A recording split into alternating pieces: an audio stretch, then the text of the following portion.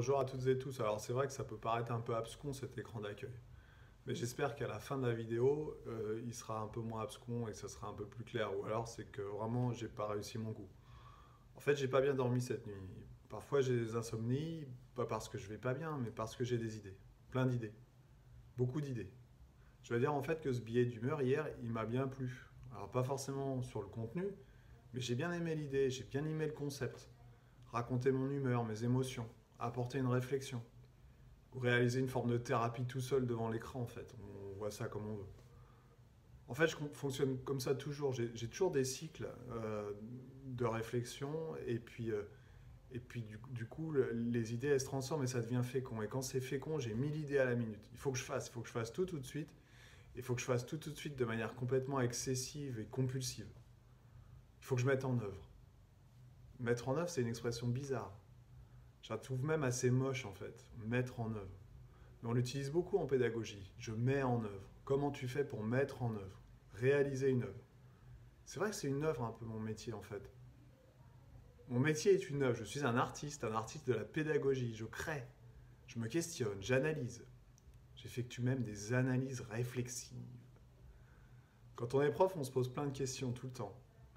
Un jour, au début de ma carrière, je me suis excusé auprès d'un inspecteur qui est venu me voir en classe parce que j'avais beaucoup de questions.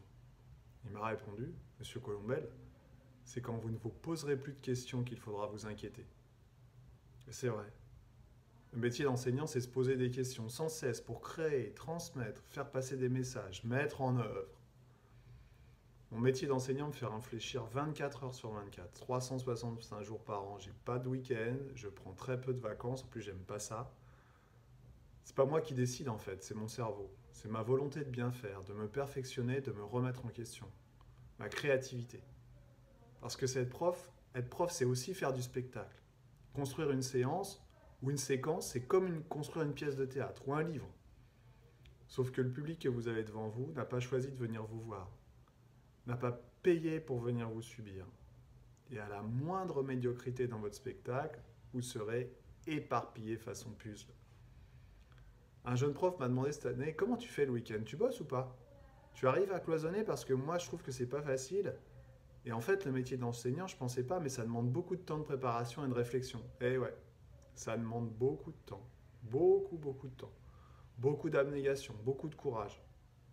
Mais quel bonheur quand on voit les étincelles dans les yeux des jeunes. Quand ils ont compris et qu'ils vous disent, mais en fait, c'est facile. Ouais, c'est facile. C'est facile à condition d'avoir bien travaillé mon sujet avant, moi prof. À condition que ma pièce de théâtre, elle soit bien agencée pour que ça te paraisse facile à toi, élève. Je dis toujours aux jeunes collègues, créer une activité ou une séance, c'est comme offrir un cadeau. Il faut que le paquet cadeau donne envie. Envie qu'on devine ce qu'il y a à l'intérieur. Moi, je crois beaucoup au beau. Je crois beaucoup à l'activité sexy, en fait. Et parfois, le paquet cadeau est tellement bien foutu que même si le cadeau est pourri à l'intérieur, on s'en fout. Bah, parfois, en pédagogie, dans les contenus d'apprentissage, il y a des notions tellement chiantes à faire passer qu'on a intérêt à ce que le paquet cadeau soit beau. On a intérêt à ce que la pièce de théâtre soit belle, sinon on perd tout le monde. Alors il ne faut pas que le paquet cadeau prenne trop de place sur le cadeau non plus parce que ils vont retenir que le paquet cadeau et le contenu d'apprentissage il sera pas appris. Transmettre en fait c'est facile. Bien transmettre c'est très difficile. En ce moment avec la continuité pédagogique, il n'y a plus guère de paquet cadeau, c'est parfois du brutal. Transmission descendante, du magistral à l'ancienne. Démerde-toi avec ton cours et tes exos, aide-toi, le ciel t'aidera, et encore, ou peut-être tes parents avant le ciel, peut-être Internet. Mais on ne peut plus vraiment parler d'œuvre, on ne peut plus mettre en œuvre. Quand on est parent, on se pose beaucoup de questions aussi, tout le temps. Comment bien faire? Mieux faire? Est-ce que je fais bien? Où est le manuel du bon parent? Pourquoi ça a l'air si facile dans la famille d'en face là? Vous savez, cette famille pour qui tout va bien tout le temps. 1000 activités par semaine, des résultats scolaires au top, jamais un mot plus haut que l'autre, jamais un coup de mot. Une photo Insta de famille idéale, un truc qui n'existe pas en fait. Quand on est prof et parent, ça devient un enfer. On a l'impression de toujours être au boulot ou bien de toujours être à la maison, c'est selon.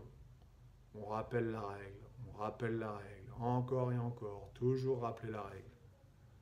Alors parfois ça déteint et on parle à la maison comme on parle en classe. Alors ma femme tout de suite elle me rappelle à l'ordre, elle me dit tu me parles pas comme ça, je suis pas ton élève moi. Alors on enlève sa casquette de prof et puis on remet sa casquette de parent ou d'époux. Prof ou parent. Parent ou prof. Quelle casquette? À quel moment? C'est un peu schizo en fait comme situation. Choisir c'est renoncer, moi j'arrive jamais à choisir, ou pas souvent en tout cas. Alors j'ai décidé d'appeler cette rubrique Parole de parof. Je suis ni parent, ni prof, je suis les deux à la fois. Je suis un parof quoi. Dans ce petit billet, je mets donc en œuvre une parole de parof. Le titre est plus clair maintenant? Alors si ça vous dit, je vous donne donc rendez-vous pour un prochain billet d'humeur, une prochaine parole de parof, peut-être après une énième insomnie ou pas. Bon allez, je vous laisse tranquille, je pars commencer mon activité 1507 de la journée, que dis-je? Je vais la mettre en œuvre. Allez, bye bye, et prenez soin de vous.